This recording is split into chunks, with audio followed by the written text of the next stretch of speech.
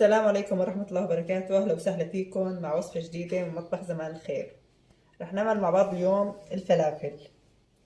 للفلافل بيلزمني أنا عندي نص كيلو حمص منقوع ومغسول، ملح، فلفل أبيض، كمون، كزبرة ناشفة، وكربونات، وبصلة، وسن توم واحد بكفي، ما بدها توم كتير. ننتقل لطريقة التحضير. حطيت كمية الحمص اللي عندي بمحضرة الطعام، بدي أضيف عليها البصل والثوم، وراح أضيف كل المكونات هي ما عدا الكربونات، هي بضيفها قبل ما أقليهم بشوي. حط الملح، الفلفل الأبيض، والكمون. طبعا الكمون والكزبرة لازم يكونوا كتار فيها، يعني معلقة كبيرة للنص كيلو، هي اللي بتعطي طعم الفلافل. في ناس بضيفوا كزبرة خضراء، في ناس بضيفوا بقدونس، انا ما بحب ضيفها، يعني بتعطي لون غامق بالقلي، بتعطي قرص الفلافل لون غامق وقت القلي. فهلا راح انا اضربهم بالمحضرة منيح وارجع لكم. هي بعد ما فرمناهم شوفوا كيف صاروا ناعمين.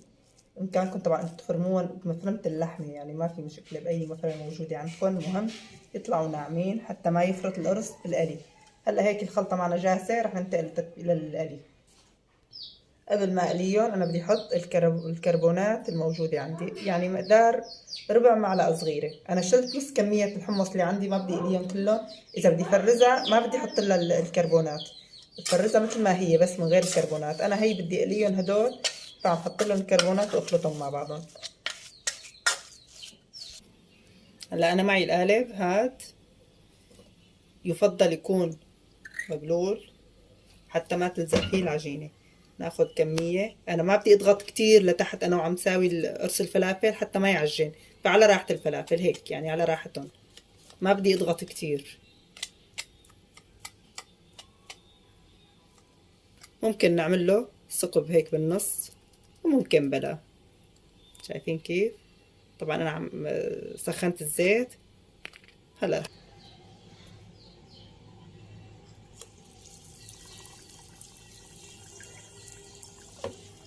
خطوة مهمة، نغط القالب بالمي حتى ما تلزق العجينة وتعذبنا وقت بدنا ننزلها بالزيت.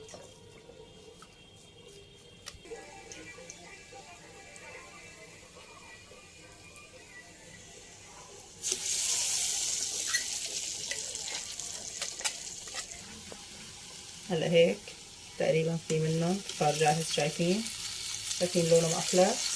هيك بكفي. طبعا انتوا العجينه لما بدكم تقلوها اذا لقيتوها ثقيله كثير بامكانكم تضيفوا لها نص كاسه مي، يعني اضطروا العجينه شوي، اسهل بالقلي واحسن.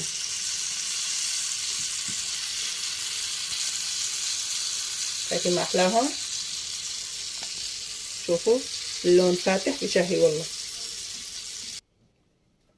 وهي الفلافل صارت جاهزه معنا. شوفوا كيف شكلها ما احلاه، ما فرطوا ابدا. شوفوا اللون غير شكل والله، والطعم يا جماعه ما في احلى من هيك ولا في اطيب من هيك. بيتقدم مع صحن خضراء اللي بتفضلوها انتم، مع لبن وطحينه، وصحه وعافيه. لا تنسوا الاشتراك بالقناه وتفعيل زر الجرس ليوصلكم فيديوهاتنا الجديده، ويعطيكم العافيه.